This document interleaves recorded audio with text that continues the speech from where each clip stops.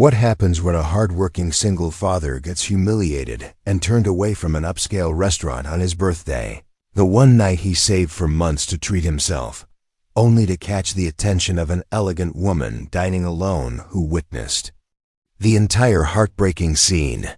This isn't just a story about kindness between strangers. It's about the moment when someone who's forgotten their own worth meets someone who sees value where others see only judgment. It's about how one act of genuine compassion can shatter the walls we build around our broken dreams and remind us that dignity isn't determined by the thickness of our wallet, but by the depth of our character. Before we jump back in, tell us where you're tuning in from, and if this story touches you, make sure you're subscribed, because tomorrow, I've saved something extra special for you.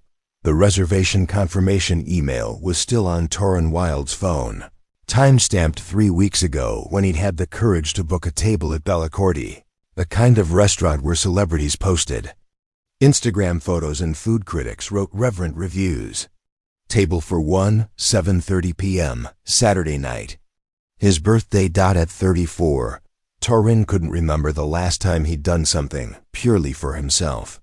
The last 5 years had been a blur of double shifts at the warehouse, school pickup lines, and microwave dinners eaten standing over the kitchen sink while helping with homework. But tonight was different. Tonight, he'd scraped together enough for one perfect meal, one moment where he could sit somewhere beautiful and remember what it felt like to be more than just Emma's dad or the guy who works in shipping. He'd even bought a new shirt, nothing fancy, just a clean button-down from the department store clearance rack. Navy blue, because Emma had said it brought out his eyes. He'd showered twice, trimmed his beard carefully, and for the first time in months, looked in the mirror and seen someone who deserved to take up space in the world. Bellacorti sat on the corner of Magnolia and Fifth, its floor-to-ceiling windows glowing like a golden jewelry box. Through the glass, Torrin could see couples leaning across candlelit tables, servers in crisp white shirts carrying bottles of wine that probably cost more than his monthly grocery budget. The hostess station gleamed under crystal chandeliers, and for just a moment, watching from the sidewalk, he felt like he belonged in this world of soft lighting and possibility.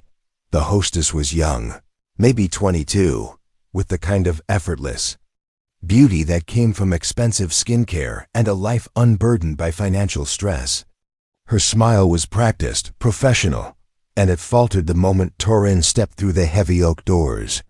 "Good evening," she said, her eyes already scanning past him toward the street, as if expecting someone more suitable to walk in behind him. "Do you have a reservation?" "Yes, Wilde. Table for one at 7:30. She looked down at her tablet, then back up at him, her gaze lingering on his discount store shirt, his work-weathered hands, the way he stood slightly apart from the marble hostess station as if he knew he didn't quite fit. "I'm sorry," she said, her voice dropping to a whisper that somehow felt louder than shouting. "There seems to be some confusion with your reservation." Torrin's stomach dropped.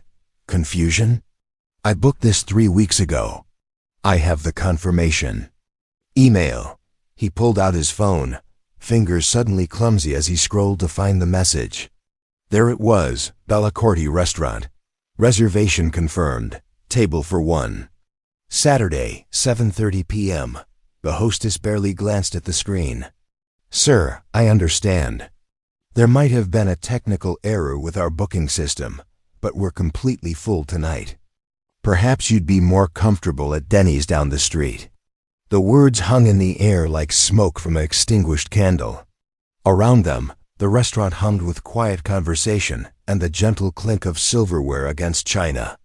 A couple at a nearby table had stopped talking and were watching the interaction with the kind of morbid fascination people reserve for car accidents. Torrin felt his cheeks burn. This wasn't about a booking error. This was about his second-hand shirt, his calloused hands, the way he looked like someone who belonged in the loading dock rather than a dining room where the appetizers cost $40. "I can pay," he said quietly, hating himself for the words.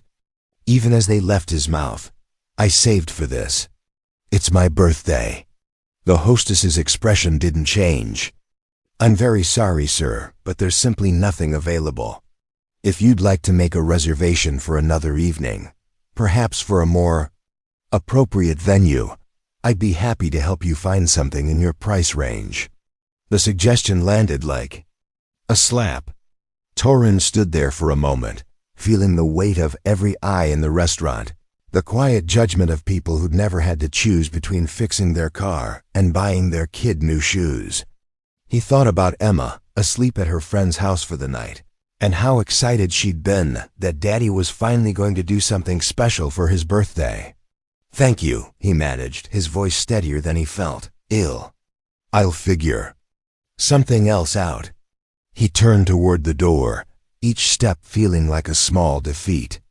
The cool evening air hit his face as he stepped back onto the sidewalk, and for a moment he just stood there, watching the golden warmth of the restaurant through the windows.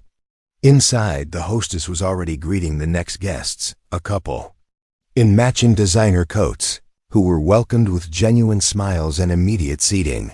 Torin pulled out his phone and deleted the confirmation email. Then he started walking toward his truck, parked 3 blocks away because the valet had looked at his 10-year-old Ford and directed him to street parking with barely concealed disdain. This was what he got for forgetting his place, for thinking that wanting something beautiful was the same as deserving it. He'd learned this lesson before in school, when teachers looked past him toward the kids with college-bound futures. In job interviews where his lack of a degree always showed. Despite his experience.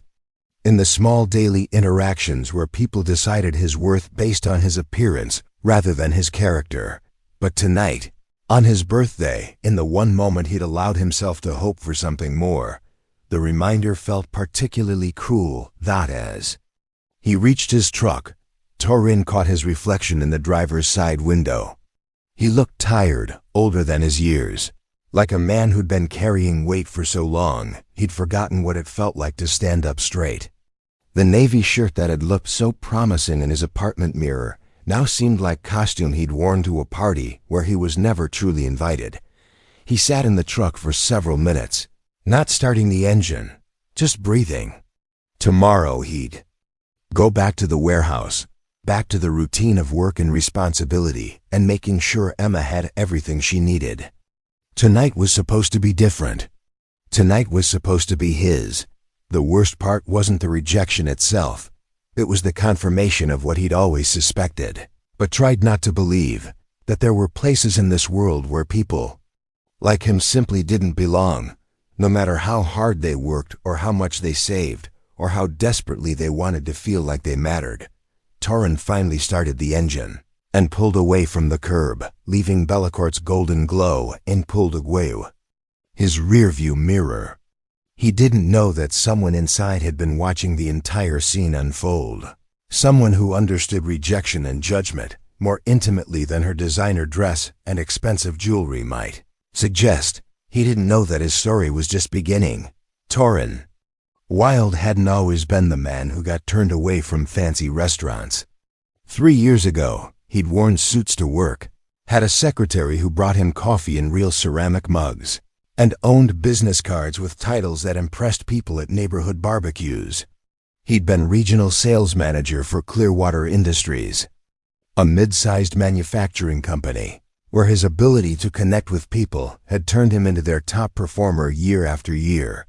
Back then, he'd taken clients to places like Bellecourt without thinking twice about the bill.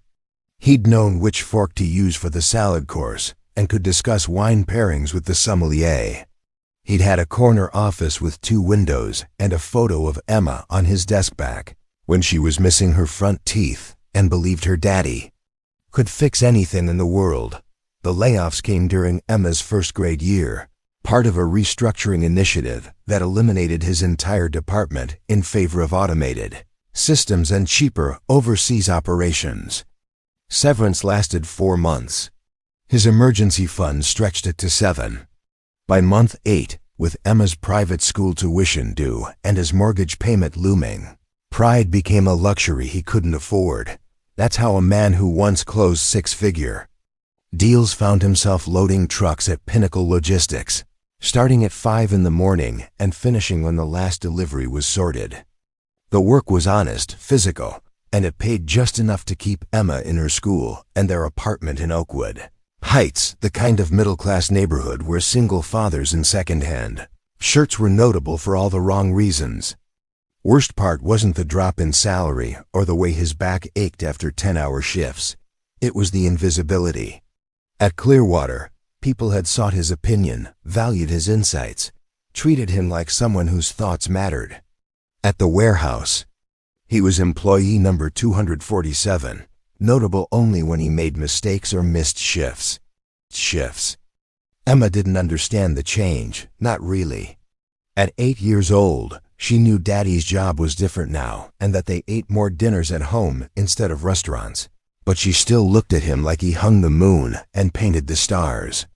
She still ran to him when he picked her up from school, still insisted he read her bedtime stories in the voices of all the different characters, still saved her allowance to buy him birthday presents that made his chest tight with love and guilt. In equal measure, preparing and narrating this story took us a lot of time, so if you are enjoying it, subscribe to our channel, it means a lot to us. Now back to the story. This year, she'd given him a coffee mug she'd painted herself in art class. It was lopsided, and the words, "World's Best Dad," were written in uneven letters that made it look like a ransom note, but it had become his most treasured possession. She'd presented it to him that morning with the kind of ceremonial seriousness only children could muster. "I wanted to get you something really good," she'd said, bouncing on her toes while he unwrapped it from the newspaper she'd used as gift wrap. "Ms. Rodriguez said we could make anything we wanted, and I made this because you always drink coffee, and now you'll remember I love you even when you're at work." The mug currently sat on his kitchen counter, still warm from the coffee he'd made before getting ready for his birthday dinner. Emma was spending the night at her best friend Sophia's house, a monthly tradition that gave him one evening to himself and gave her a chance to stay up late, watching movies and painting their nails colors that washed off before school Monday. It was supposed to be perfect timing. One night where he didn't have to worry about bedtime routines or homework, or being the sole source of stability in a little girl's life. One night where he could sit somewhere beautiful and remember who he used to be underneath all the layers of responsibility and exhaustion. Torrin had been planning this evening for months, setting aside $20 here and there from his grocery money, skipping lunches to save the extra cash. The reservation at Bellicorti had felt like claiming back a piece of himself, proof that he was still the kind of person who deserved nice things, even if those nice things came rarely now. He'd researched the menu online, practicing the pronunciation of dishes he couldn't quite afford but dreamed of tasting. He'd imagined sitting by the window, watching the city lights, feeling like someone who belonged in the world of cloth napkins and wine lists. For one night, he'd wanted to be Torrin the person, not Torrin the struggling single father, or Torrin the warehouse worker, or Torrin the man whose wife had decided that loving him wasn't worth the effort anymore. Sarah had left when Emma was 5. Not for another man, but for what she called a chance at a real life.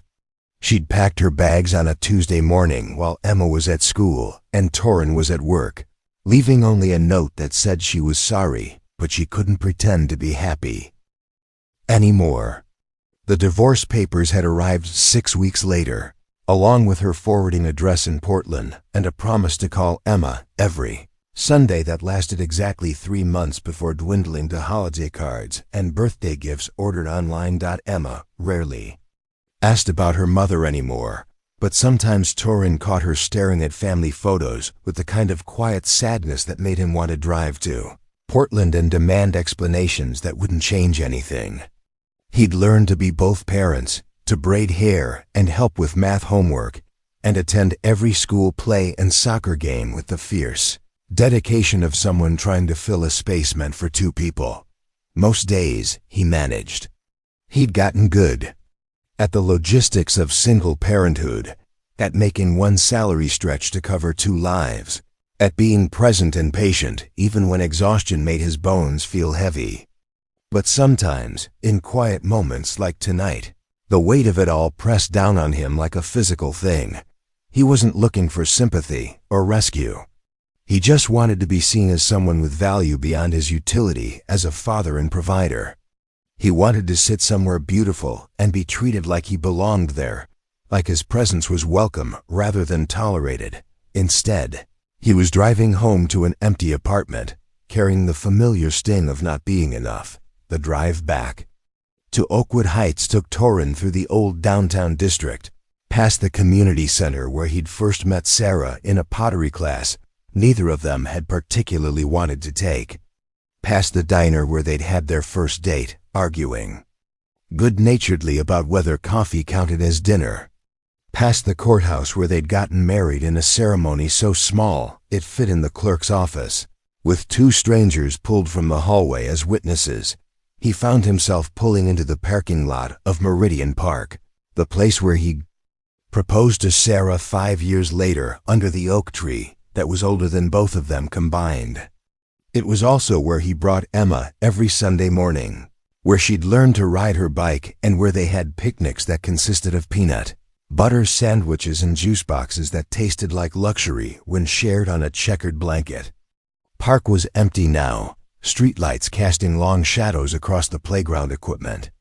Torrin sat in his truck, engine off, windows down, listening to the distant hum of traffic and the whisper of wind through the trees. In the glove compartment, beneath insurance papers and fast food napkins, was a small leather journal he'd carried. For over a decade, his father had given it to him the day he'd left for college, not the fancy university Sarah had attended, but the community college where he'd studied business administration and learned that success wasn't about where you started, but how hard you were willing to work for where you wanted to go. Write down the things that matter, his father had said, pressing the journal into 18-year-old Torrin's hands. Not the big dreams or the fancy goals, the real things. The principles you won't compromise on, no matter what life throws at you. Daniel Wilde had been a mechanic for 37 years, his hands permanently stained with motor oil, his back bent from decades of leaning over engine blocks. He'd never owned a restaurant-quality meal or worn a suit that wasn't rented for weddings and funerals. But he'd been the richest man Torrin had ever known, rich in integrity, in kindness, in the kind of quiet dignity that made people trust him with their problems and their vehicles. Torrin opened the journal now, its pages yellowed with age and filled with his evolution as a man.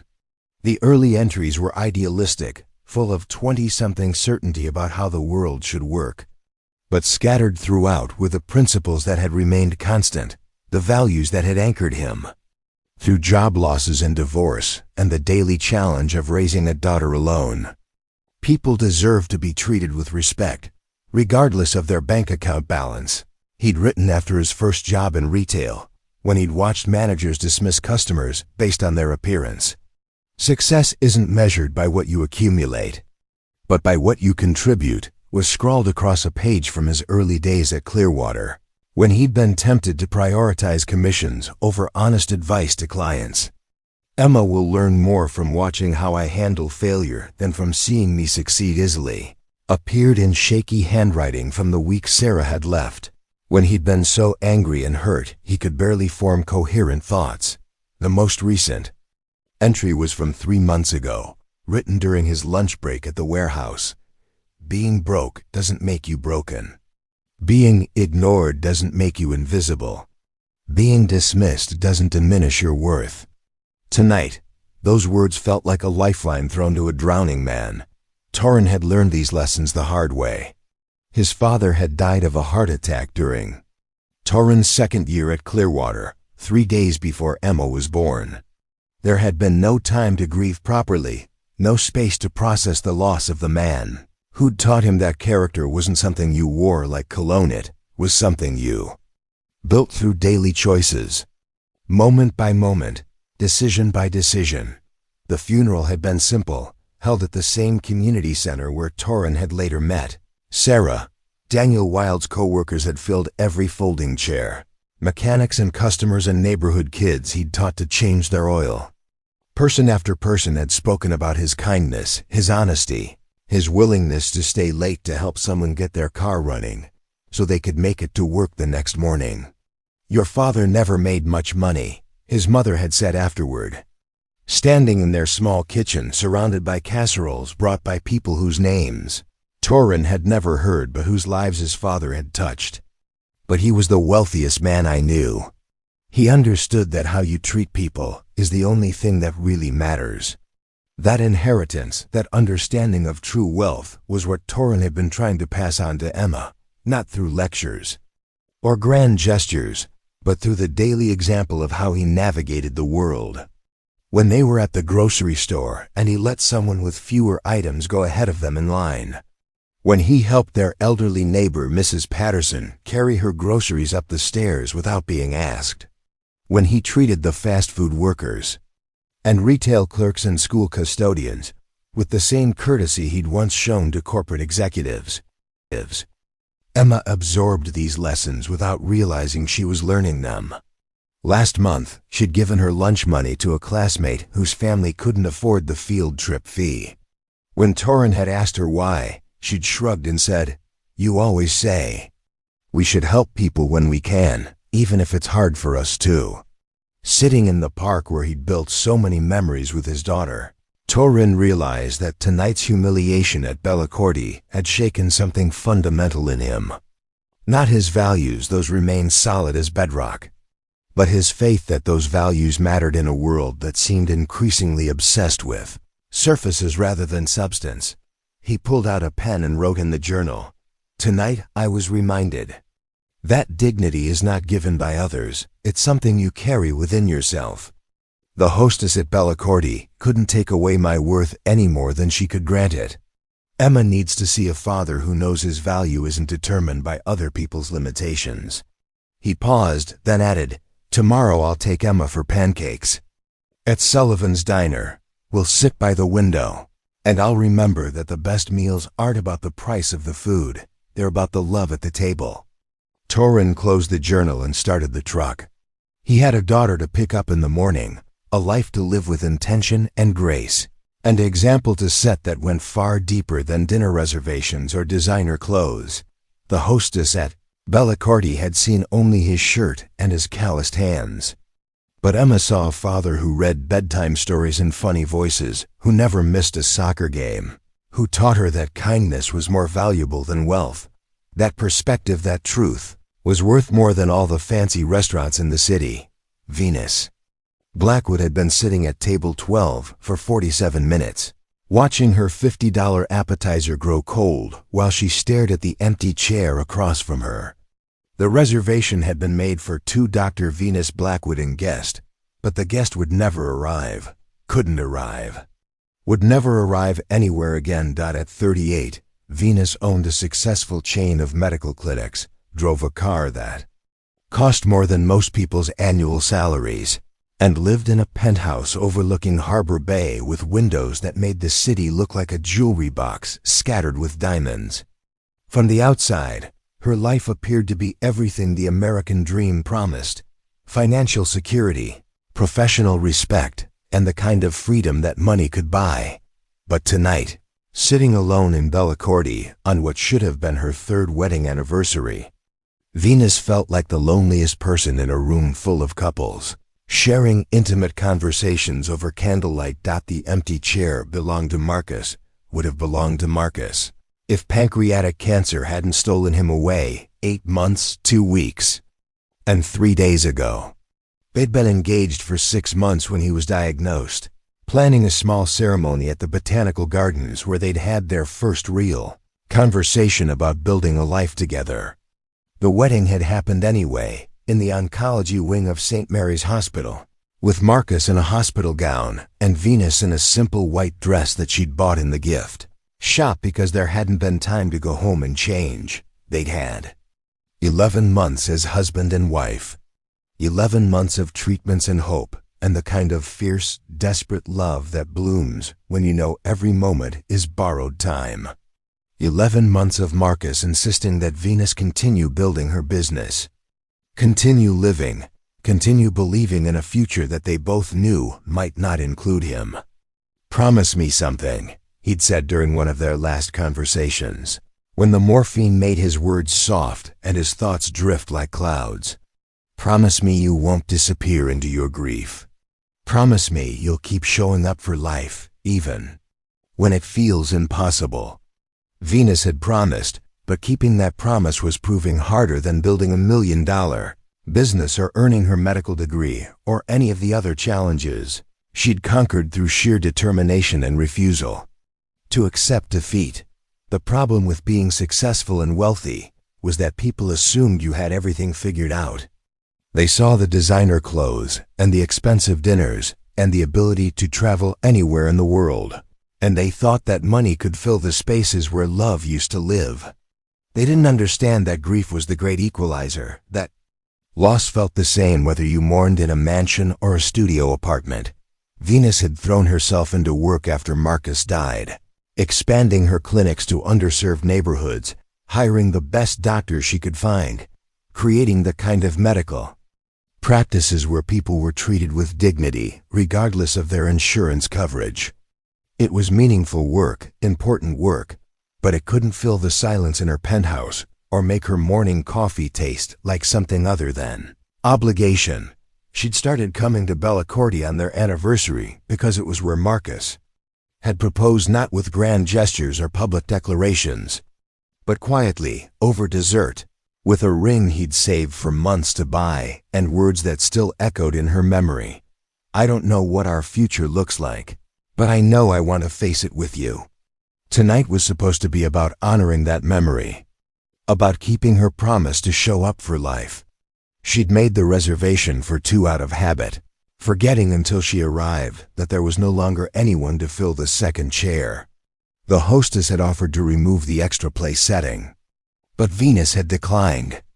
Sometimes grief needed a physical space to occupy. She'd been lost in memories of Marcus's laugh when the commotion at the hostess station began. At first, it was just background noise, the kind of minor disruption that happened in busy restaurants when reservations got confused or tables weren't ready. But something about the tone of the conversation made her look up from her untouched meal. The man standing at the hostess station was roughly her age, wearing a navy shirt that looked freshly pressed despite its discount store origins. His posture was straight, dignified, but Venus could see the tension in his shoulders, the careful way he held himself like someone braced for disappointment. When he pulled out his phone to show the confirmation email, his hands were steady, but she noticed the way his jaw tightened when the hostess barely glanced at the screen. Venus had built her medical practice on reading people, not just their symptoms, but their stories, their fears, their hopes. She could recognize dignity under pressure, grace in the face of unfairness, the kind of quiet strength that came from weathering storms without losing your essential kindness. She watched the entire exchange with growing indignation. The hostess's dismissive tone, her suggestion about Denny's, the way she wielded her small amount of power like a weapon designed to humiliate. Venus had seen this before, the casual cruelty that people in service positions sometimes displayed toward those they deemed unworthy of respect. But it was the man's response that caught her attention most. He didn't argue or make demands or threaten to speak to the manager.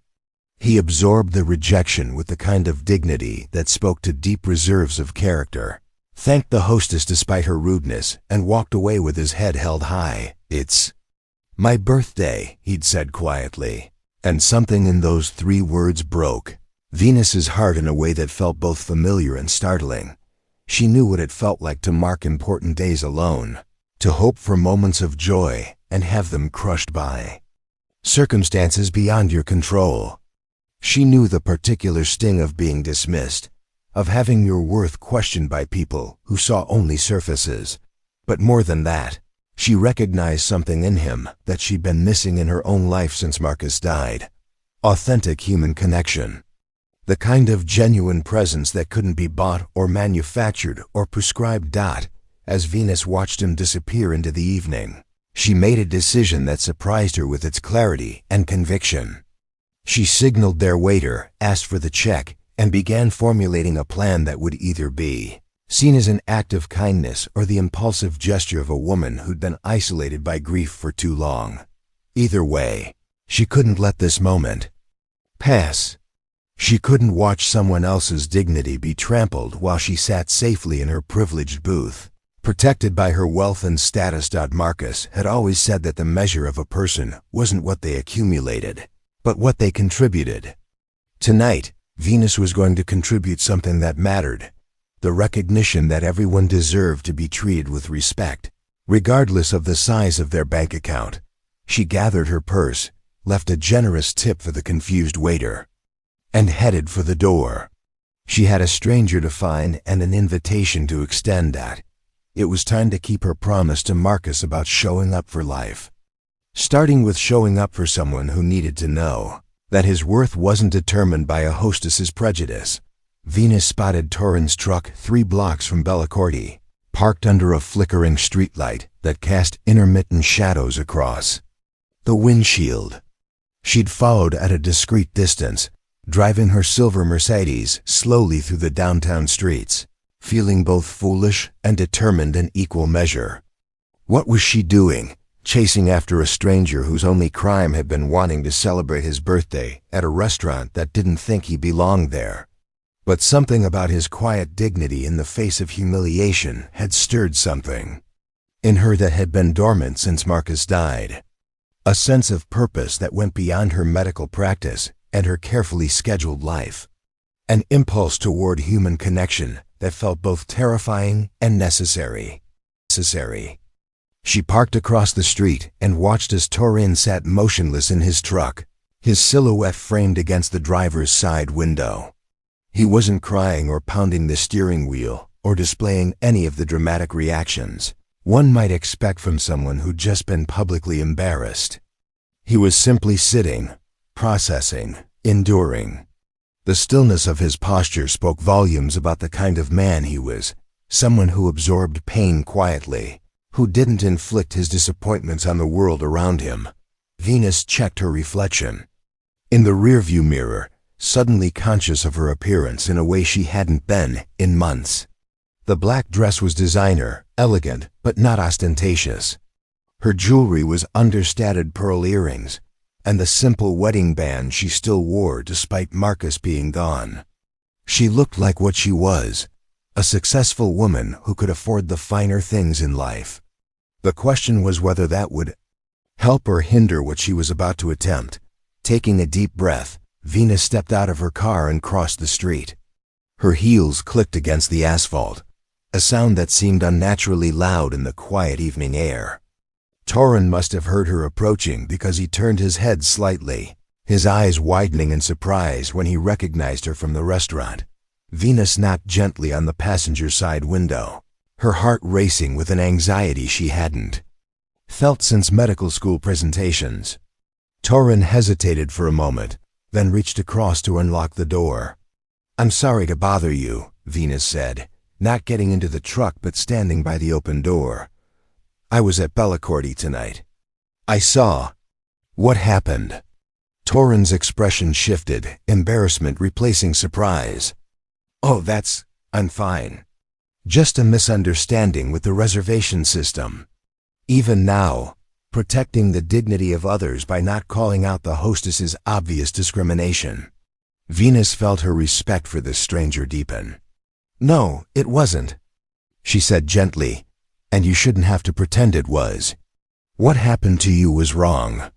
Torin studied her face, taking in her expensive dress, the confidence that came with financial security, the way she carried herself like someone accustomed to being listened to and respected.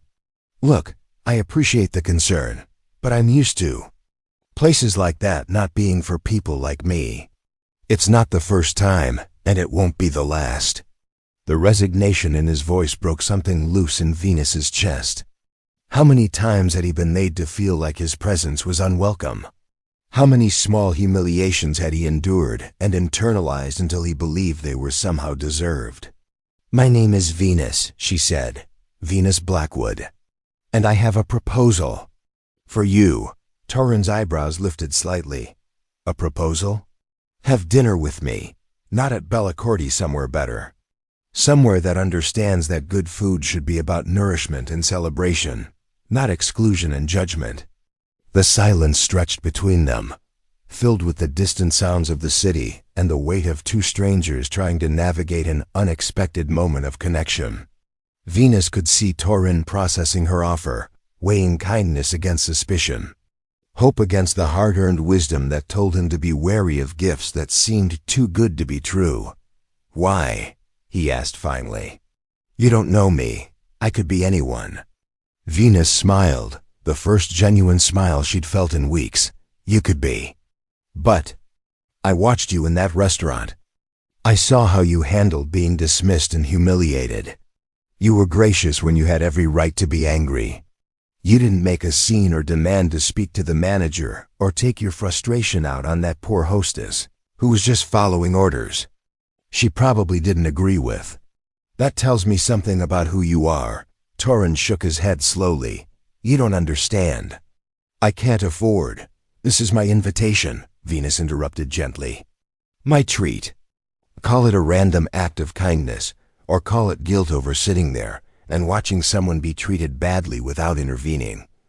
Call it whatever makes you comfortable accepting."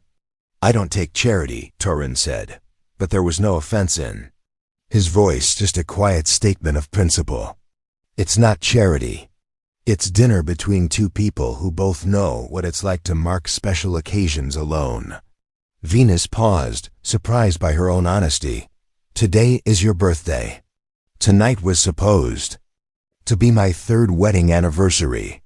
My husband died 8 months ago, and I've been eating alone at expensive restaurants ever since. Pretending that keeping reservations we'll never share together is the same thing as honoring his memory." The admission hung in the air between them, more intimate than anything Venus had shared with another person since Marcus's funeral. She saw something shift in Torrin's expression: surprise giving way to understanding, wariness melting into something that looked like recognition. "I'm sorry for your loss," he said quietly, and Venus could tell he meant it. Not the polite condolence of someone checking a social obligation off their list, but genuine empathy from someone who understood that grief was a country you traveled alone. "Thank you. And I'm sorry that your birthday was ruined by people who don't understand that treating others with respect costs nothing and means everything." Torrin was quiet for a long moment, his hands resting on the steering wheel, his gaze focused somewhere beyond the windshield. When he spoke, his voice was careful, measured. "If we do this, and I'm not saying yes yet, it would have to be somewhere normal, a place where I don't stick out like a sore thumb." Venus felt a flutter of hope. "I know just the place. Sullivan's Diner on Maple Street. They make the best pie in the city, and their coffee is strong enough to wake the dead. It's the kind of place where the waitresses call you honey and mean it. You know Sullivan's Diner?" Torrin asked, surprise evident in his voice. "Marcus, my husband, he grew up in this neighborhood. He used to take me there when I was too stressed about work to appreciate fancy restaurants. He said the best meals were the ones that fed your soul, not just your stomach." Torrin nodded slowly, as if this explanation made sense of something he'd been trying to understand about her. "Sullivan's it is, then. But I pay for my own meal." Venus started to protest, then saw the set of his jaw and recognized the non-negotiable boundary. "Fair enough, we'll split the check." "Deal," Torrin said, and for the first time since she'd approached his truck, he smiled. It was a cautious smile, tentative but genuine, and it transformed his entire face. As Venus walked back to her car, she felt something she hadn't experienced in months: anticipation. Not for the elaborate meals or expensive wines that had become routine, but for conversation with someone who might see past her wealth to the person underneath. Behind her, she heard Torrin's truck engine start. In her rearview mirror, she watched him pull out of the parking space and follow her toward Sullivan's Diner, toward a birthday dinner that neither of them had planned, but both of them suddenly needed. Sullivan's diner looked exactly as Marcus had described it, a throwback to an era when restaurants were about comfort rather than Instagram photos, with red vinyl booths patched with duct tape and a neon sign that flickered between open and op. The smell of bacon grease and fresh coffee hit them as they walked through the door, and Venus felt some of the tension she'd been carrying for months begin to ease from her shoulders. The hostess, if you could call this 60-something woman, in a flour-dusted apron, a hostess looked up from wiping down the counter and grinned. Well, look what the cat dragged in. Two people who know good food when they see it. Sit anywhere you like, darlings. Menus are on the table, but Helen makes a mean meatloaf tonight if you're feeling adventurous. Torrin chose a booth by the window, sliding across the vinyl with the easy familiarity of someone who'd spent time in places like this. Venus sat across from him, acutely aware of how overdressed she was for their surroundings, but surprised by how much she didn't care. When was the last time she'd been somewhere that felt this real, this unpretentious? Marcus was right about this place, she said, looking around at the mismatched chairs and the handwritten specials board. It has character. Your husband had good taste, Torrin replied, then caught himself. I'm sorry, I shouldn't assume. It's okay, Venus said quickly. You can talk about him. People act like mentioning him will somehow make me more sad, but the opposite is true. I like remembering that he existed, that he had opinions about diners and strong coffee, and whether pie counts as an acceptable breakfast food. Torrin smiled at that. What was his verdict on the pie question? Fruit counts as breakfast, therefore. Fruit pie is basically a nutritious start to the day. He was very proud of that logic. Their waitress approached a woman whose name tag read Dolores, and whose smile suggested she'd been working here since the diner opened. What can I get you two tonight? And don't let me catch you sharing one piece of pie.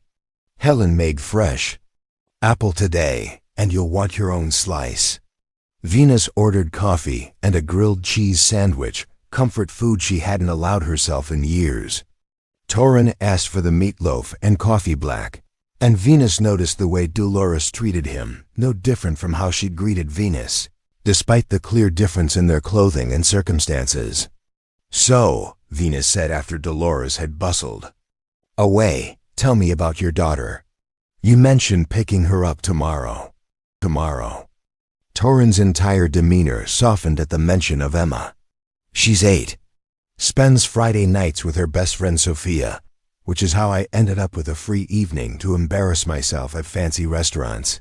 He pulled out his phone and showed Venus's lock screen, a photo of a little girl with his dark hair and a gap-toothed grin, holding up a painted coffee mug. She made this for my birthday. It's supposed to say, World's Best Dad, but the letters got away from her a bit. Venus studied the photo, noting the pride in Torrin's voice, the way his whole face changed when he talked about his daughter. She looks like you, and that mug is perfect. It has personality. That's Emma in a nutshell. Everything she does has personality. Torrin's expression grew more serious. Her mom left 3 years ago, decided she wanted a real life, whatever that means. So it's just been the two of us figuring things out. The pain in his voice was carefully controlled, the kind of hurt that had been processed and accepted, but never quite healed. Venus recognized it immediately, the particular ache of being left behind, of having someone decide you weren't worth staying for. I'm sorry, she said. That must have been devastating. It was, not just for me. Emma kept asking when Mommy was coming home, and I didn't know how to explain that Mommy had decided we weren't enough anymore. Torrin's hands wrapped around his coffee mug. But you know what? We're doing okay.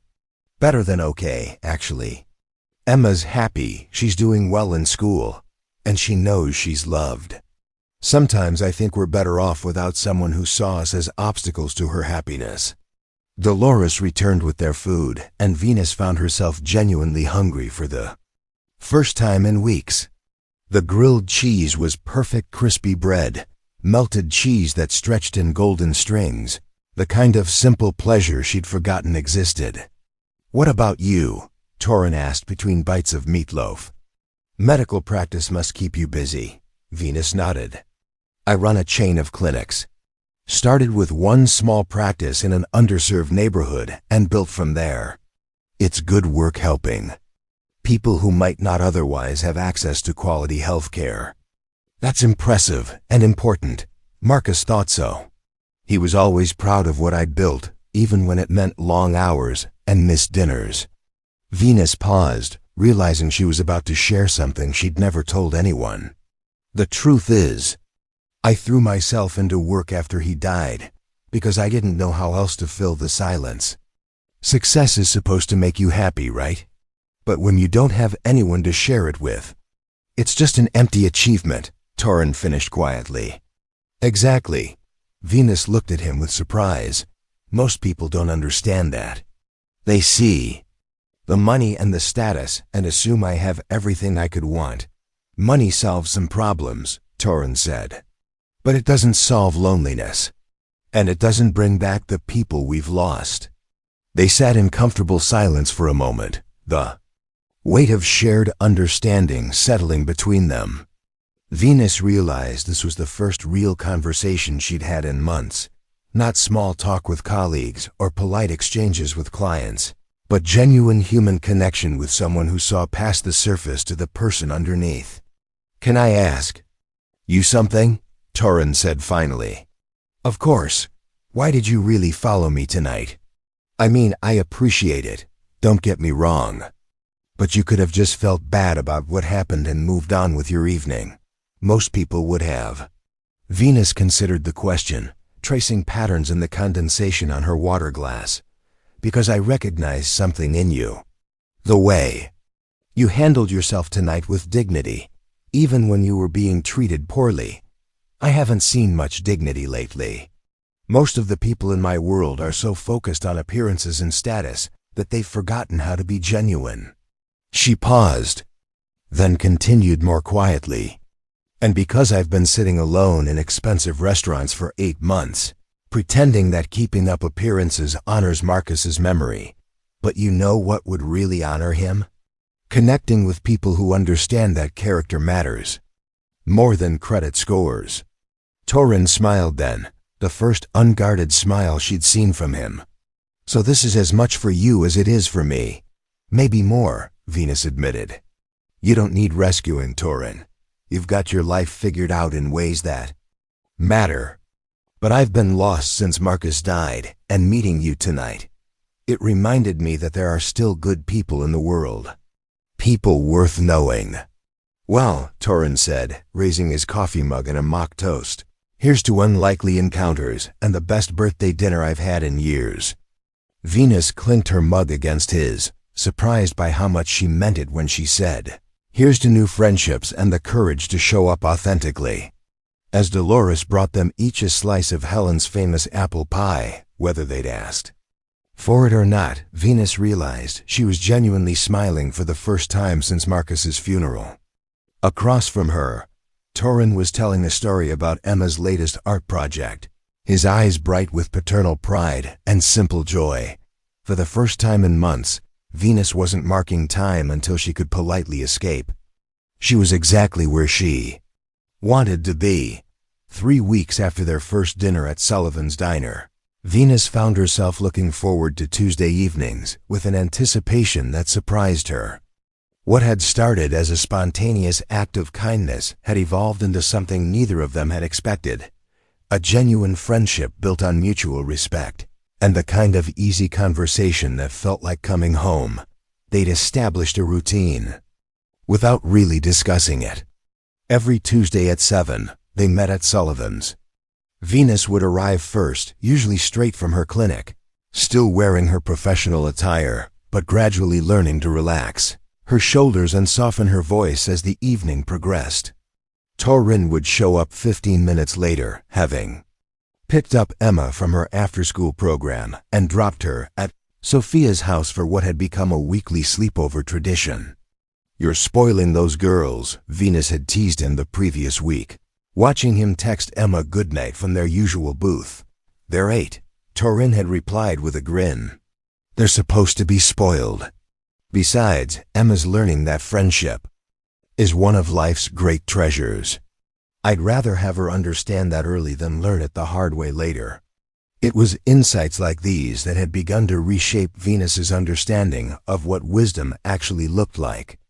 She'd spent her adult life in rooms full of people with advanced degrees and impressive titles, but none of them had taught her as much about living with intention as this warehouse worker, who measured his success by his daughter's happiness, rather than his bank account balance. Tonight, Venus arrived to find Torin already seated, studying something on his phone with the focused intensity she'd come to recognize as his Emma face, the expression he wore whenever he was dealing with something related to his daughter's well-being. Everything okay? She asked, sliding into the booth across from him. Emma's school is doing a career fair next month, Torin said, setting his phone aside. They want parents to come talk about their jobs, show kids the different paths their lives might take. He paused, running a hand through his hair. I signed up, but now I'm second-guessing myself. Why would you second-guess? Venus asked, though she suspected she knew the answer. Because I load trucks for a living, Venus. I'm going to be standing next to doctors and lawyers and engineers, talking to a room full of kids about what? How to move boxes efficiently. How to make ends meet on a warehouse salary. The frustration in his voice was edged with something deeper. The familiar sting of feeling less than. Venus had been watching this pattern for weeks now. Torin was confident and articulate when talking about Emma, passionate when discussing books he'd read or movies they'd watch together, insightful when offering perspectives on life and relationships. But the moment the conversation touched on his professional life, he diminished himself, as if his worth was determined solely by his job title rather than his character. Torin, she said gently, do you remember what you told me about your father? Which part? The part about him being the richest man you ever knew, despite never having much money. The part about how people trusted him with their problems because they recognized his integrity. Torin nodded slowly. Yeah, I remember. That's what you should talk to those kids about. Not the mechanics of loading trucks, but the values that make work meaningful. The importance of showing up consistently, treating colleagues with respect, finding dignity in honest labor regardless of the paycheck. Venus leaned forward, her voice gaining intensity as she warmed to the subject. Do you know how many successful people I meet who have no idea how to be reliable? Who think their credentials excuse them from basic human decency? You're teaching Emma, and you could teach those kids something most people never learn. That character is more valuable than credentials. Dolores approached with their usual order coffee for both. Tonight's special for Torin, and whatever soup was freshest for Venus, and Venus realized she'd been gesturing enthusiastically enough to catch the attention of nearby diners. Had she become so passionate about defending Torin's worth? When had his success become something she was personally invested in? You really think that matters to 8-year-olds? Torin asked after Dolores had moved on. I think it matters to their parents, Venus replied. And I think you'd be surprised by how much kids understand about authenticity. They can tell when adults are genuine versus when they're performing. Torin considered this, absently stirring sugar into his coffee. You know, Emma came home from school yesterday talking about how Sophia's dad explained his job. He's an accountant, but instead of talking about spreadsheets and tax codes, he talked about helping people make good decisions about their money. About being trustworthy with other people's financial dreams. Exactly, Venus said. He focused on the human impact of his work, not the technical details. That's what you should do. But what if they ask about salary? About why I'm not using my business degree? About why someone with my education is working in a warehouse? Venus felt her chest tighten at the vulnerability in his voice. Over the past few weeks, she'd learned about Torin's layoff, about the gap between his qualifications and his current employment, about the daily choice he made to prioritize Emma's stability over his own career advancement. She'd also learned that he was one of the most knowledgeable people she'd ever met, not about abstract theories or specialized fields, but about the practical wisdom that came from navigating real challenges with grace and integrity. If they ask those questions, Venus said carefully, you tell them the truth. That sometimes life doesn't go according to plan, and the measure of a person isn't whether they avoid setbacks, but how they respond to them. You tell them that you chose to prioritize being present for your daughter over chasing a paycheck that might have meant more money but less time together. She paused, then added more quietly, you tell them that success looks different for everyone, and the most important success is being able to look at yourself in the mirror and respect the person looking back. Torrin was quiet for a long moment. His gaze focused somewhere beyond the diner's front window. When he spoke, his voice carried a new note of certainty. You know what? You're right. I've been so focused on what I don't have that I've forgotten what I do have. Emma's proud of me. She tells her friends that her dad works hard and takes care of her. Maybe that's exactly the message those kids need to hear. Maybe it's the message their parents need to hear too, Venus suggested as their conversation continued. Venus found herself sharing things she rarely discussed with anyone. She told him about the early days of building her practice, about the imposter syndrome that had followed her through medical school and into her professional life, about the pressure she felt to always appear successful and composed, even when she was struggling with grief and loneliness. Sometimes I think wealth is its own kind of prison, she admitted. People see your success and assume you have all the answers, that you've transcended ordinary human problems. But loss is loss, whether you mourn in a penthouse or a studio apartment.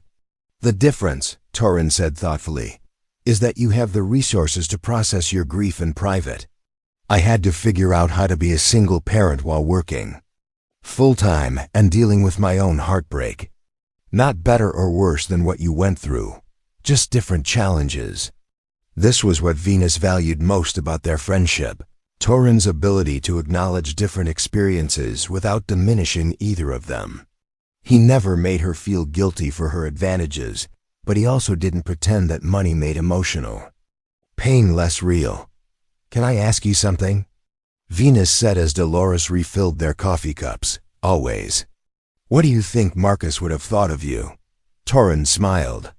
Based on what you've told me about him, I think he would have appreciated that I make you laugh, and that I listen when you talk about him without trying to change the subject or fix your grief.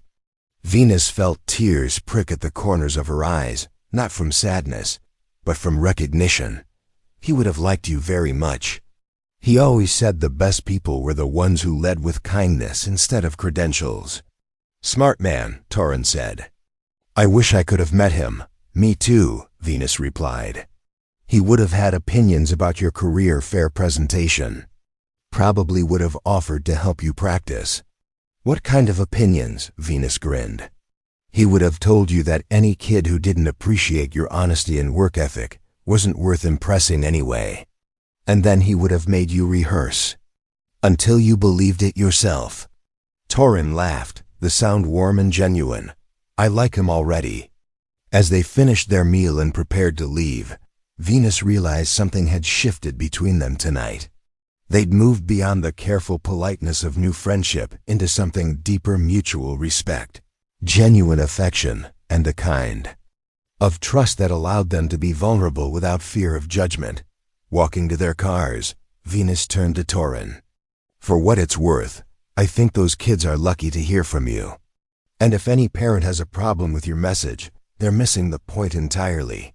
Thanks, Venus, for all of it. These Tuesday dinners, they've become the best part of my week, Venus smiled, surprised by how much she wanted to echo his sentiment. Mine too, Torrin, mine too. The text message arrived at Venus's clinic on a Thursday afternoon, just as she was finishing up with her last patient of the day. It was from Torrin, and it contained only 4 words. Career fair went amazing. Venus found herself grinning at her phone in a way that made her medical assistant Patricia raise an eyebrow in curiosity. "Good news from a friend," Venus explained, feeling oddly self-conscious about the warmth spreading through her chest. That evening, she drove to Sullivan's without their usual Tuesday arrangement, hoping to catch Torin and hear about his presentation. She found him in their regular booth. But he wasn't alone. A little girl with dark hair and bright eyes sat across from him, carefully coloring in what appeared to be a homemade card, while Torin helped her navigate a plate of chicken fingers and fries. Venus hesitated in the doorway, suddenly aware that she was intruding on father-daughter time. But Emma looked up at that moment and, with the fearless curiosity of an 8-year-old, waved her over. "Daddy, is that the lady who makes you smile at your phone?" Emma asked in the stage whisper that children mistakenly believe adults can't hear. Torin's cheeks reddened slightly, but he stood and gestured for Venus to join them. "Emma, I'd like you to meet my friend Venus. Venus, this is the famous Emma I've been telling you about." Emma studied Venus with the intense scrutiny that children reserve for adults. They were deciding whether to trust.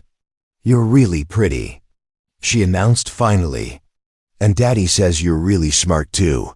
Are you a doctor like on TV?" "I am a doctor," Venus said, sliding into the booth beside Emma. "But not the kind you see on TV. I help people who are sick get better, but I don't do surgeries or dramatic rescue scenes." "That's still really cool," Emma said solemnly. "I made Daddy a card for doing so good at my school today. Want to see?"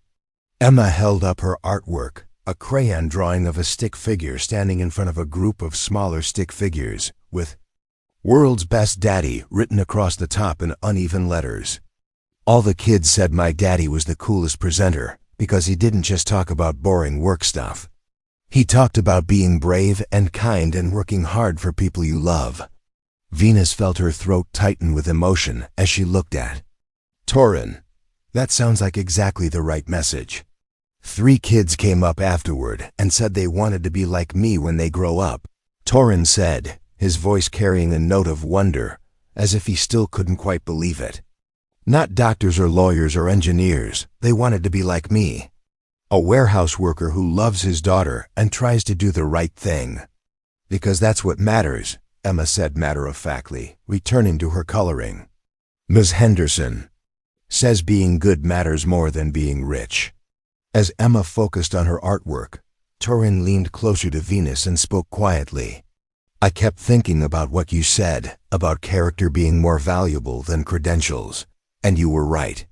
When I stopped apologizing for what I do and started talking about why I do it, everything changed." Venus watched him as he spoke, noting the new confidence in his posture, the way his eyes lit up when he talked about connecting with the children. This was what breakthrough looked like, not a dramatic transformation, but a quiet recognition of one's own worth. "Tell me everything," she said.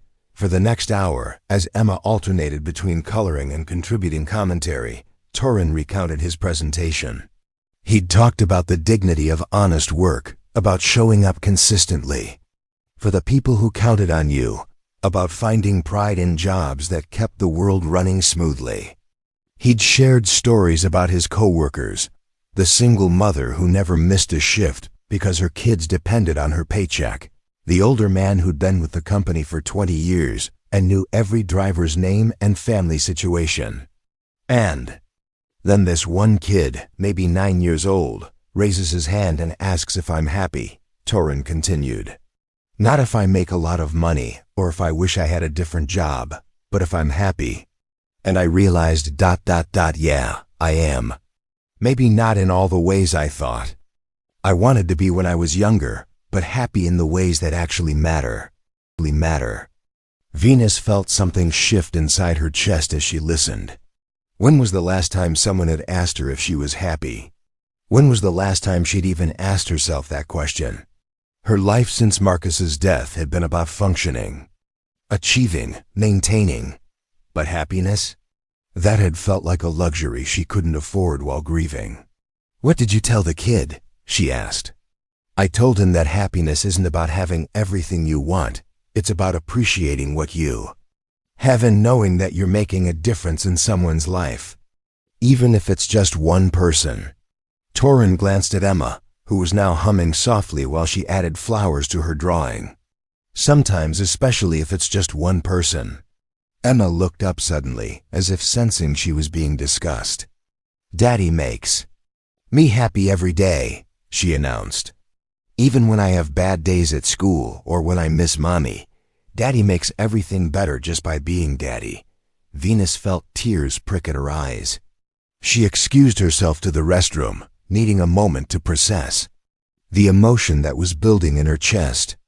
Standing in front of the small mirror above the sink, she saw herself clearly for the first time in months. Not the successful businesswoman in expensive clothes, but a woman who had been slowly disappearing into her grief and her work.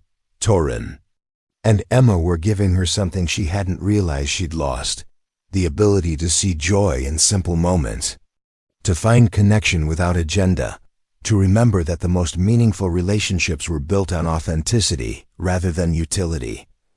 When she returned to the table, Emma was showing Torrin something on her phone, a picture she'd taken of her. Finished card. Can I send this to Venus too? She asked. I want her to have a copy because she helped you be brave for the presentation. Venus felt her heart do something complicated in her chest. I would love that, Emma. Thank you. As Emma carefully typed out Venus's phone number with the focused determination of a child navigating grown-up technology, Torrin spoke quietly. She's right, you know. You did help me be brave. These past few weeks, talking with you, seeing myself through your eyes, it's changed how I see my own life. You've changed how I see mine too, Venus admitted. I've been so focused on proving I was okay after Marcus died that I forgot what okay actually looks like. It doesn't look like expensive dinners eaten alone or working 70-hour weeks to avoid going home to silence. What does it look like? Torrin asked. Venus glanced around the diner, at Emma's crayon masterpiece, at the easy warmth between father and daughter, at the genuine care in Torrin's expression as he waited for her answer. It looks like this, she said simply. Like friendship that doesn't require performance. Like conversations that matter. Like being around people who see you as a person instead of a title or a bank account. Emma's phone buzzed with the successful message send, and she clapped her hands in delight. Now we're all connected, she announced. Like a family, but with phones. The word family hung in the air between them, carrying weight that none of them were quite ready to examine. But Venus felt it, the sense of belonging she'd been missing, the feeling of being valued for who she was rather than what she could provide. You know what? Venus said suddenly. I have an idea. Emma, has your dad ever taken you to the Harbor Bay Aquarium? Emma's eyes went wide. We've never been. Is it really cool? It's amazing. And they have a touch tank where you can feel starfish and sea anemones. Would you like to go this Saturday? All three of us? Torrin started to protest, probably about the cost or the presumption, but Venus held up a hand. Before you say anything, this isn't charity. This is three friends spending time together doing something fun. And if it makes you feel better, you can buy the overpriced snacks at the gift shop. Emma was practically bouncing in her seat. Please, Daddy, please can we go? Torrin looked at his daughter's excited face, then at Venus's hopeful expression, and something in his resistance finally crumbled. Okay, he said. Yes, we can go. As they made plans for Saturday, Venus realized she was planning something for pure enjoyment for the first time since Marcus died. Not a business obligation or a social necessity, but genuine anticipation for time spent with people who mattered to her. Torrin and Emma were healing her grief in ways she hadn't expected. And apparently, she was helping them remember their own worth in return. It was, Venus thought as she watched Emma teach Torrin a complicated hand-clapping game, exactly what Marcus would have wanted for her.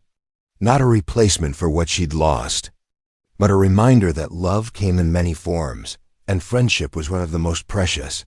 The idea came to Venus on a Tuesday evening, 3 weeks after their aquarium visit, as she sat across from Torrin at Sullivan's listening to him describe a co-worker's ongoing struggle with diabetes management. Jerry, one of the warehouse supervisors, had been rationing his insulin because he couldn't afford both his medication and his rent increase. "He's been dizzy during shifts," Torrin was saying, stirring his coffee with the absent concentration. That meant he was genuinely worried. Yesterday, he nearly fell off the loading dock. Management knows something's wrong, but Jerry won't say anything because he's afraid they'll think he can't do the job anymore. Venus set down her soup spoon, her medical training automatically cataloging the dangers of untreated diabetes.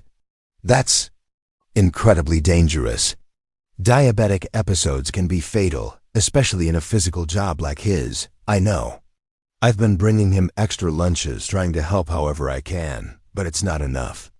The man needs consistent medical care, and he can't afford it." Torrin's frustration was evident in his voice. "There are probably a dozen guys at the warehouse in similar situations, people working full-time jobs who still can't afford basic health care." Venus had been hearing variations of this story for months, both from Torrin and from her own observations.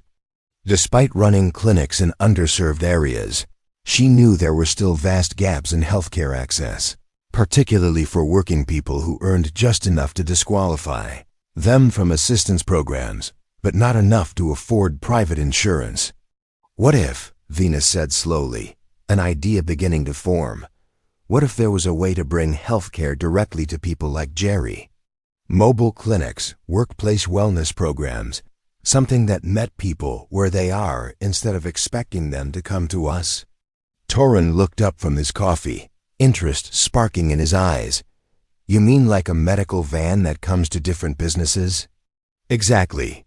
Basic care, preventive services, medication management.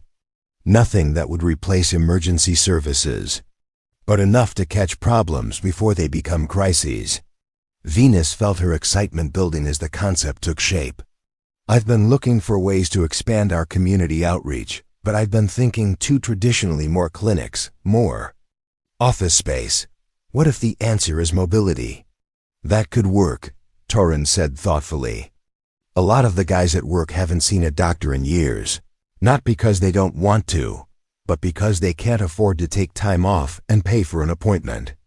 If medical care came to them during lunch breaks or shift changes, it would remove most of the barriers," Venus finished. "But I'd need someone who understands the community, someone workers would trust to help bridge the gap between medical professionals and people who might be skeptical of healthcare systems." They looked at each other across the table, both recognizing the opportunity that was crystallizing between them. Venus had the medical expertise, the financial resources, and the administrative experience to make such a program work. Torrin had the community connections, the understanding of working-class concerns, and the communication skills to make workers feel comfortable accessing care. "You're thinking I could help," Torrin said. "Not quite a question." "I'm thinking you'd be essential," Venus replied. "This isn't just about providing medical services, it's about building trust, creating relationships, helping people feel dignified while receiving care. That requires someone who understands what it's like to choose between medication and rent." Torrin was quiet for several minutes, absently folding and refolding his napkin while he processed the idea. Venus could practically see him working through the implications, the possibilities, the risks. "I wouldn't even know where to start," he said finally. "I don't have experience in healthcare or program development or anything like that. But you have experience in logistics, in working with diverse teams, in understanding what people need to feel respected and heard," Venus countered. "And you'd be learning alongside a team of medical professionals who believe in the mission. What would something like this even look like, in practical terms?" Venus leaned forward, her excitement overriding her usual caution. "Mobile unit, specially equipped for basic care and diagnostics. We'd partner with local businesses, start with places like your warehouse to offer on-site wellness programs, blood pressure checks, diabetes screenings, basic wound care, medication consultations, maybe even mental health support, because I'm betting a lot of your coworkers are dealing with stress and anxiety they've never had addressed. They are, Torrin confirmed. The job's physical, the hours are long, and most of them are supporting families on wages that barely cover basic needs. I can't think of a single guy who isn't stressed about something. The beautiful thing about a mobile program is we could adapt it to different communities, different needs. Construction sites, manufacturing plants, small businesses that can't afford to provide comprehensive health benefits for their employees. Torrin's expression was shifting from skepticism to genuine interest. How would it be funded? Because these companies aren't going to pay premium prices for employee health care. That's where my resources come in, Venus said. I've been looking for ways to use my success to create lasting change in healthcare access. This could be partially funded through my clinic's profits, supplemented by grants and potentially partnerships with companies who see the value in healthier workforces. And you'd want me to ... be the community liaison. Help identify partner businesses, work with employees to understand their needs, coordinate scheduling and logistics. Eventually, maybe help train other community liaisons for different areas. Venus paused, then added more quietly, I need someone I trust to help ensure this program serves people with dignity rather than treating them like charity cases. Torrin set down his coffee mug with deliberate care. Venus, this sounds incredible and important, but I can't afford to leave my job at the warehouse, not with Emma depending on me for stability. What if you didn't have to choose? Venus asked.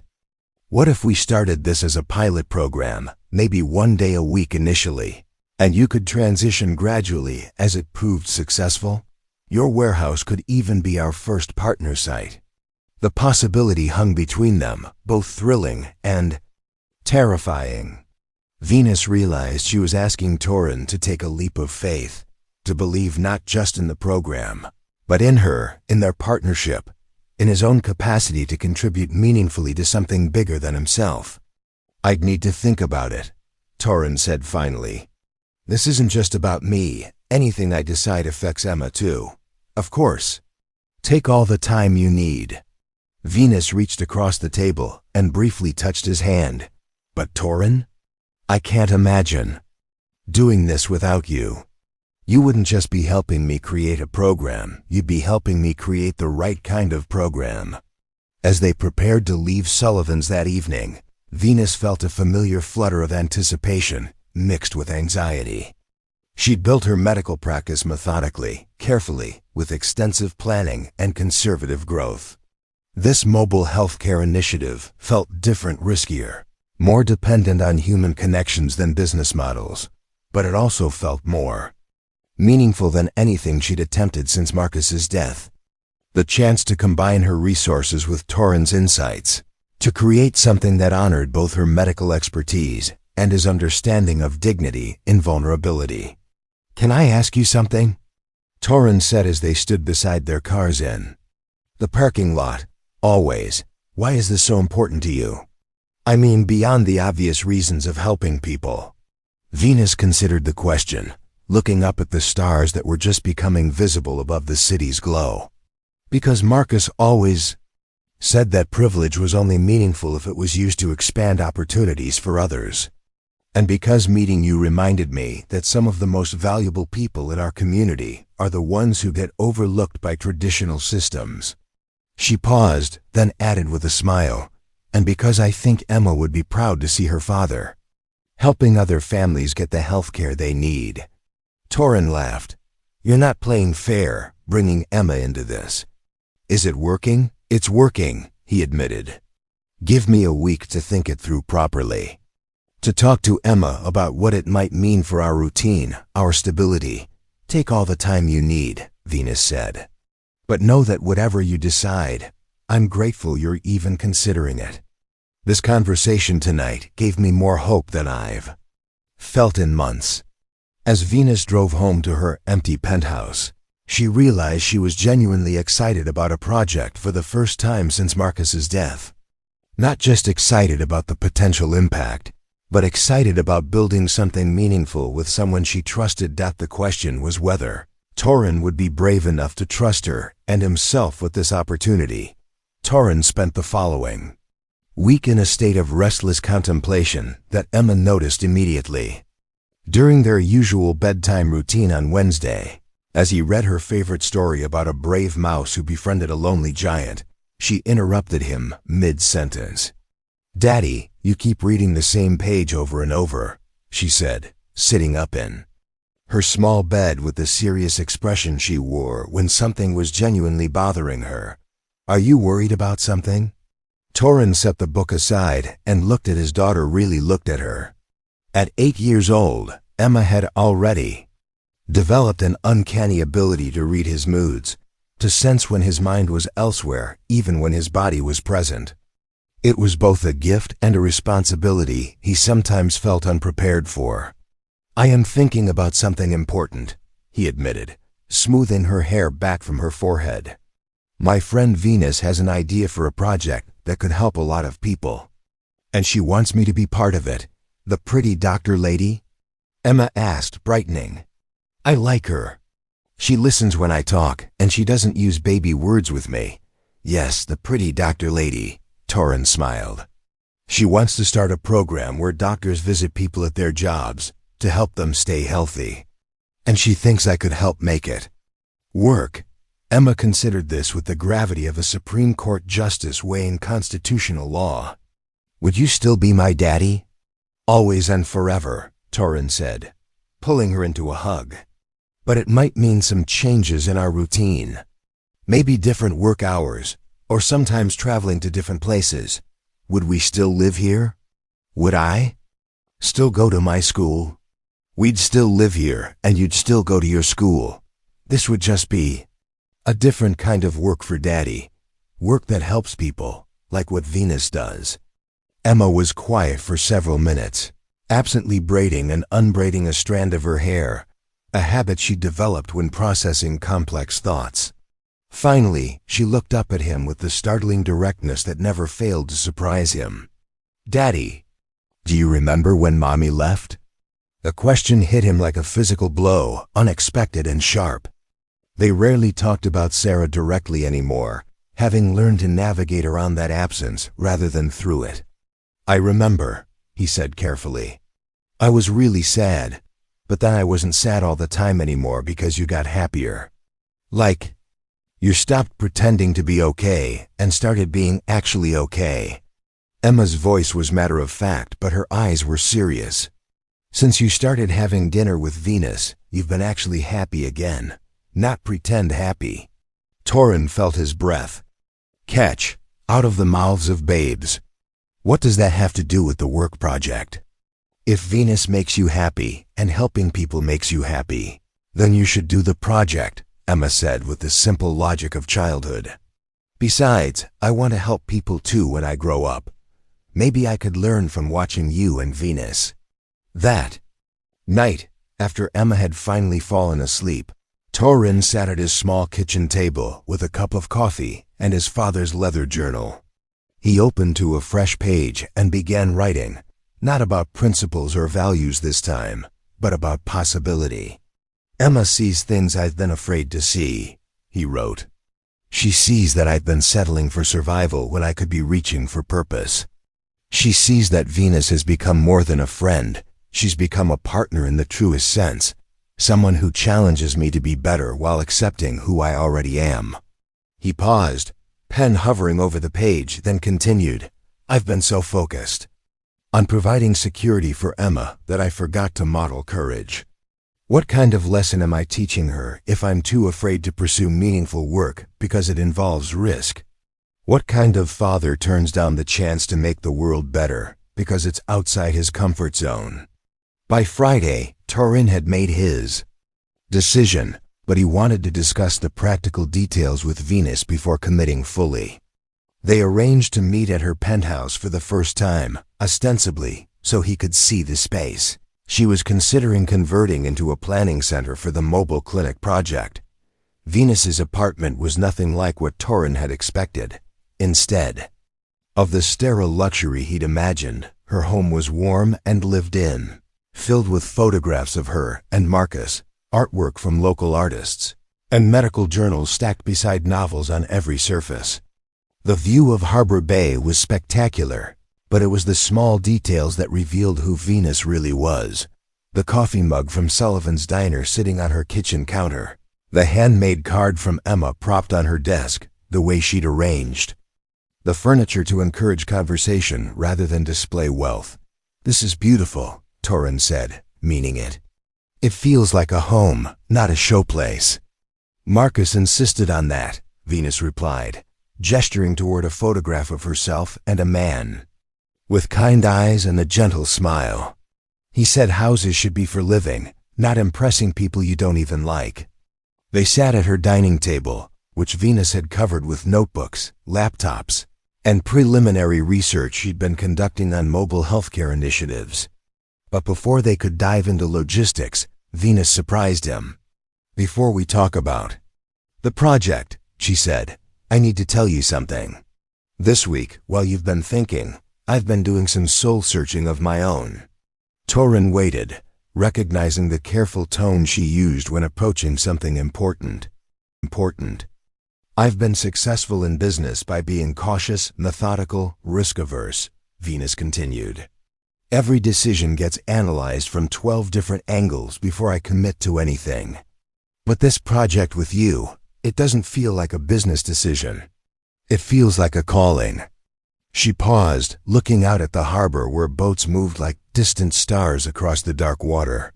"Marcus used to say that the most important work happens when your skills meet the world's needs in a way that feeds your soul.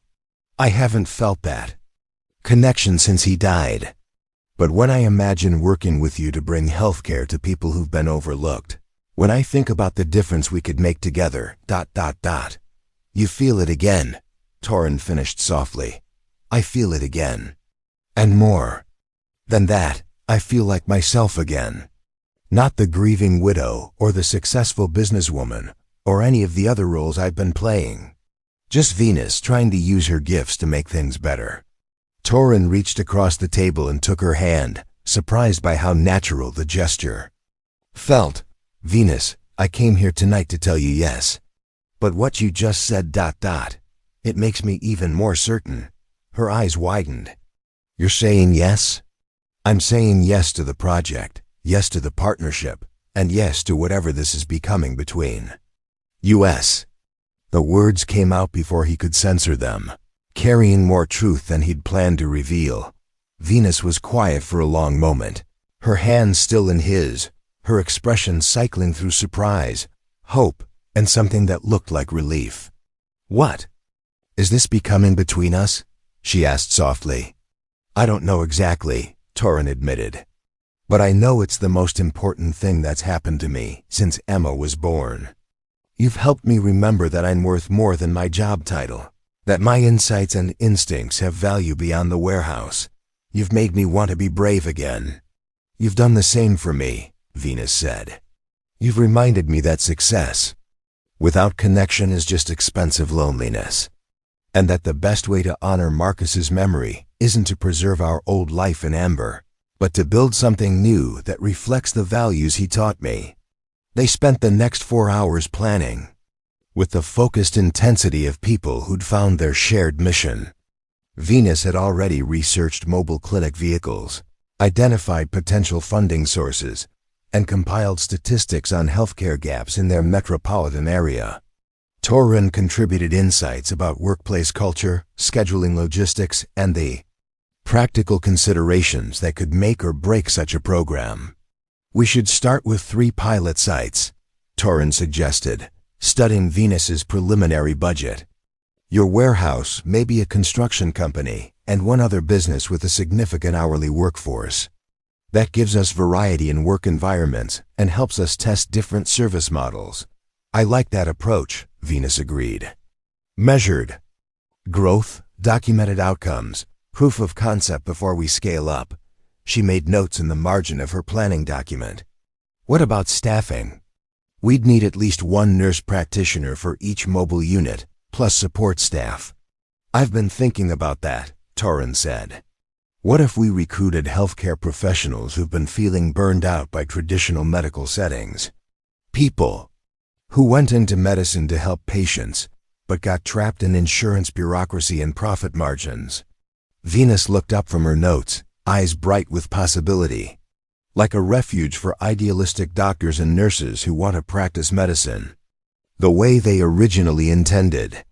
Exactly. And what if we structured it so that employees feel valued rather than exploited? Competitive salaries, reasonable hours, decision-making authority over patient care. You're talking about creating the kind of workplace culture that you wish existed everywhere, Venus realized. Why not? If we're building something from scratch, why not build it right? As the evening progressed, their planning session evolved into something deeper, a shared vision of healthcare that prioritized dignity, accessibility, and genuine care over profit margins and efficiency metrics. They weren't just designing a mobile clinic program. They were reimagining what medical care could look like when delivered by people who understood both professional excellence and human vulnerability. There's something else, Venus said as they prepared to wrap up for the evening. I want to name the program after Marcus. Not as a memorial, but as a commitment to the principles he believed in. Something like Marcus Blackwood Mobile Healthcare Initiative. Torrin felt a sudden tightness in his throat. That's perfect. And it ensures that his values are built into the foundation of everything we do. Speaking of foundations, Venus said, suddenly looking nervous, there's one more thing we should discuss. The partnership structure. I don't want this to be me hiring you as an employee. I want it to be a true partnership, shared decision-making, shared ownership of the program's direction and growth. Venus, I can't match your financial investment. You're not matching my financial investment, she interrupted. You're contributing something equally valuable: community knowledge, cultural competence, and the kind of authenticity that money can't buy. This program only works if we're equals in it. Torrin stared at her, processing the magnitude of what she was offering. Not just a job, not even just meaningful work, but genuine partnership with someone who saw his contributions as essential rather than helpful. Are you sure? He asked. I've never been more sure of anything in my life, Venus replied. Torrin, you've changed how I see success, how I see service, how I see my own potential for happiness. Building this program with you isn't just good business, it's the chance to create something that honors the best parts of both of us. As Torrin drove home through the quiet streets, Emma's wisdom echoed in his mind. You stopped pretending to be okay and started being actually okay. Tonight, sitting at Venus's dining table planning their shared future, he'd felt more than okay. He'd felt purposeful, valued, alive with possibility. More than that, he'd felt something he hadn't experienced since the early days of his marriage to Sarah. The profound joy of building something meaningful with someone who truly saw him. Venus was right. This wasn't just a business partnership. It was the beginning of a new chapter for both of them, one that honored their past losses while embracing their potential for growth, service, and possibly even love. The future they were planning together looked nothing like the life he'd imagined when he'd been turned away from Bellicorti 6 weeks ago. It looked infinitely better. 18 months after that humiliating evening at Bellicorti, Torrin stood beside a gleaming white mobile clinic van in the parking lot of Pinnacle Logistics, watching Venus check blood pressure for Jerry Martinez, the diabetic supervisor, whose health crisis had sparked their entire initiative. Jerry was laughing at something Venus had said, completely at ease despite being surrounded by medical equipment that once would have intimidated him. Your numbers look great, Jerry, Venus was saying as she removed the blood pressure cuff. The medication adjustment we made last month is working perfectly. How are you feeling overall? Like a new man, Doc, Jerry replied, rolling down his sleeve. I haven't felt this good in years. And my wife says I'm not grumpy anymore when I come home from work. Torrin smiled as he made notes on his tablet, documenting another success story for their quarterly report. The Marcus Blackwood Mobile Healthcare initiative had exceeded every projection they'd dared to make when they'd launched their pilot program. 3 mobile units now served 15 different worksites across the metropolitan area, providing healthcare to over 2,000 working adults who previously had limited or no access to regular medical care. But the statistics, impressive as they were, only told part of the story. The real measure of their success was visible in moments like this. Jerry, comfortable enough to joke with his doctor, confident in his health management, no longer choosing between medication and rent money. Mr. Wilde, called a voice from the warehouse entrance. Torrin turned to see Marcus Chun, one of the newest hires, jogging toward the van. Is there still time for me to get my diabetes screening? I meant to come during lunch break, but we had an emergency shipment. Absolutely, Torrin said, checking the schedule on his tablet. Dr. Blackwood can see you in about 10 minutes. Maria is just finishing up with someone else, and then you're next. Marcus Chun wasn't related to Venus's late husband, but the name. Coincidence had felt like a good omen when he'd started working at the warehouse 6 months ago. Unlike Jerry, who'd been skeptical of medical intervention until his health crisis forced his hand, Marcus was proactive about his healthcare, a generational difference that spoke to the broader cultural shift the mobile clinics were helping to create. As Venus finished with Jerry and prepared for her next patient, she caught Torrin's eye and smiled. It was the same radiant expression she'd worn 2 weeks ago when the mayor's office had called to inform them that the Marcus Blackwood initiative was being recognized as the city's most innovative healthcare program at the annual Community Service Awards. But more than professional satisfaction, that smile carried the warmth of shared accomplishment, of a partnership that had grown beyond their most optimistic expectations. Their working relationship had evolved naturally over the 18 months since that night in her penthouse when they'd planned their future together. What had started as carefully defined professional boundaries had gradually softened into something more personal, more intimate, more essential to both of their lives. They weren't just business partners anymore. They were true collaborators, best friends, and as of 3 months ago, tentatively but definitely in love. The transition hadn't been dramatic or sudden. There had been no grand declarations or movie moment. Revelations. Instead, their romantic connection had grown organically from the foundation of mutual respect and genuine affection they'd built through months of shared work and deeper friendship. It had started with Venus automatically reaching for Torrin's hand during a particularly stressful city council meeting where they were presenting their expansion proposal.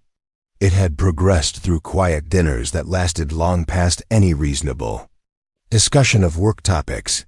It had solidified during a late evening when Venus had fallen asleep on Torrin's shoulder while they reviewed patient files in his apartment, and he'd realized he never wanted her to leave.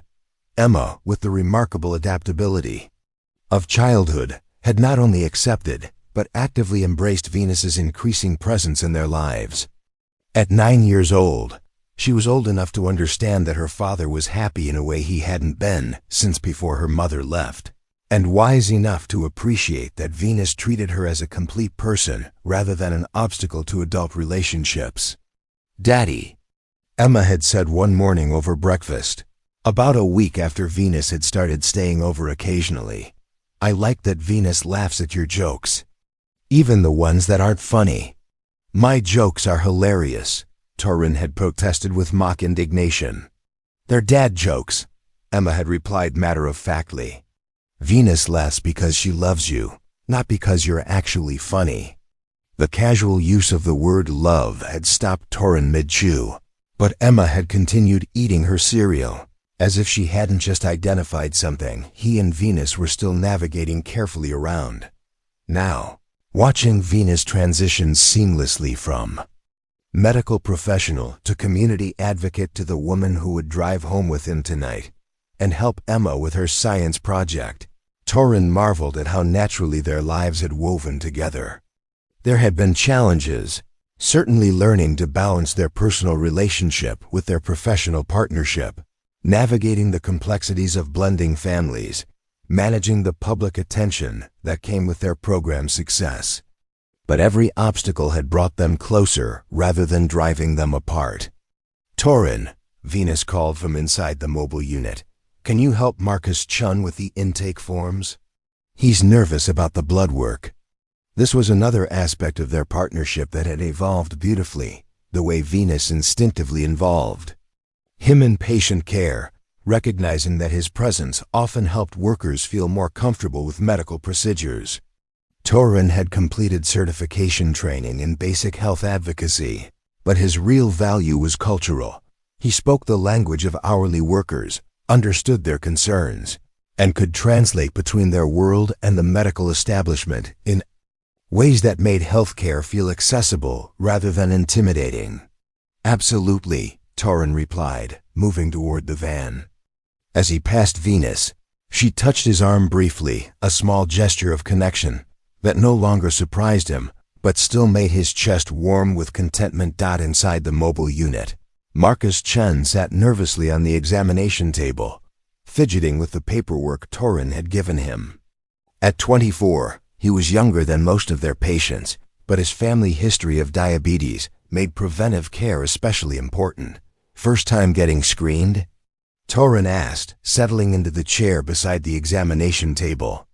"Yeah, my dad's diabetic, and his dad was too, so I figure I should know what I'm dealing with," Marcus said. "But I've never been good with needles." "Dr. Blackwood is excellent with blood draws," Torrin assured him. "Quick and nearly painless. And if it helps, the screening could catch any problems early when they're much easier to manage." "That's what my girlfriend keeps telling me. She's the one who made me sign up when she heard about the mobile clinic." Marcus managed a nervous smile. "She says I'm being a baby about it." "Smart girlfriend," Torrin said. "Taking care of your health isn't being a baby, it's being responsible. And getting answers is always better than worrying about what you don't know." This was the part of the job that Torrin found most rewarding, these moments of human connection that happened before, during, and after medical care. He'd discovered that he had a natural talent for helping people process their health concerns, for making them feel heard and understood rather than judged or rushed. 20 minutes later, as Marcus Chen left the van with his blood work completed and a follow-up appointment scheduled, Venus began preparing for their next patient. But she paused in her preparations to look at Torrin with an expression he'd learned to recognize. "What?" he asked. "I was just thinking about something Emma said last week," Venus replied.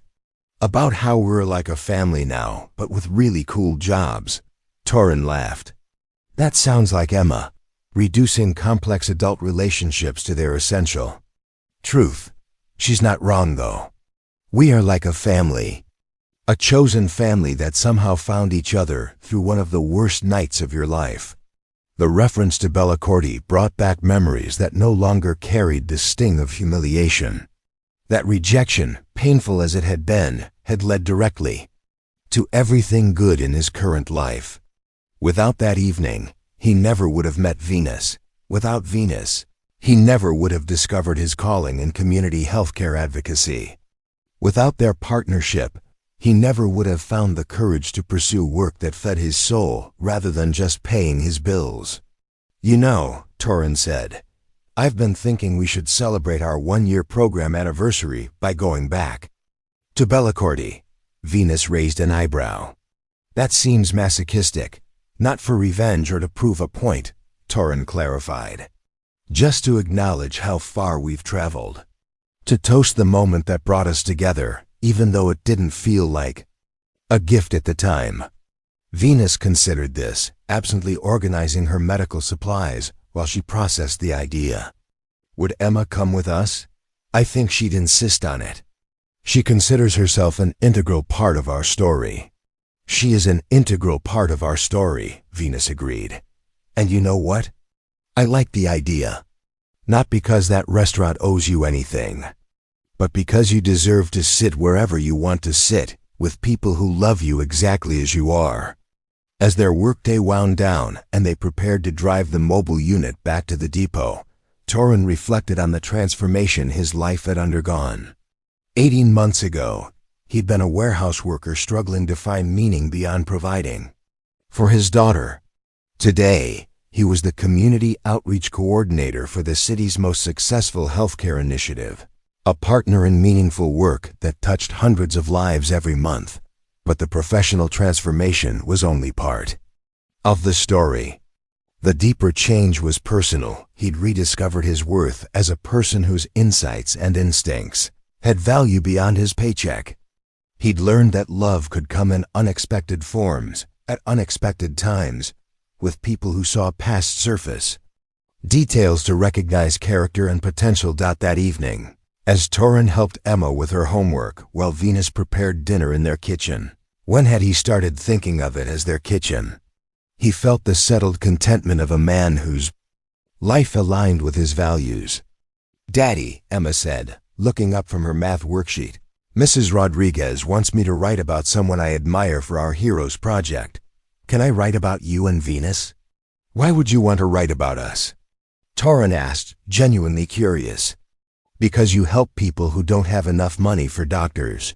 And you do it because it's right, not because it makes you rich," Emma replied with the moral clarity of childhood. "That's what heroes do." Venus looked up from the stove, her eyes bright with emotion. "Emma, that might be the nicest thing anyone's ever said about our work." "It's true, though," Emma said matter-of-factly.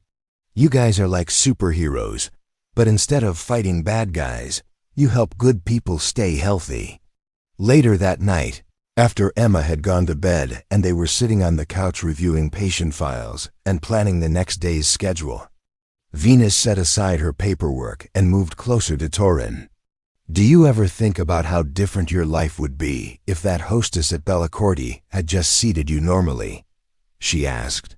"Sometimes," Torrin admitted, "but honestly, I think we would have found each other eventually. Maybe not that night, maybe not at Sullivan's Diner, but somehow, some people are meant to be in each other's lives." Venus smiled and leaned against his shoulder. "Marcus used to say that the universe has a way of bringing together people who need each other, even when they don't realize they're looking." "Smart man," Torrin said, pressing a kiss to the top of her head. "I wish I could have thanked him for teaching you that kindness and success aren't mutually exclusive. You can thank him by continuing to build something that honors what he believed about using privilege to expand opportunities for others," Venus replied. "And by being the kind of partner he would have wanted me to find someone who sees my heart, not just my bank account." As they sat together in comfortable silence, Torrin thought about the journey that had brought them to this moment. A rejection that had felt like confirmation of his worthlessness had instead led to the discovery of his true purpose.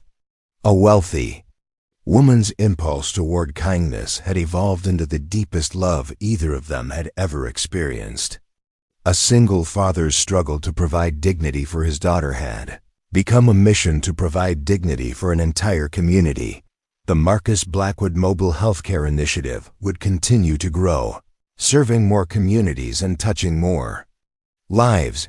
Emma would continue to flourish, surrounded by adults who modeled service, integrity, and genuine love.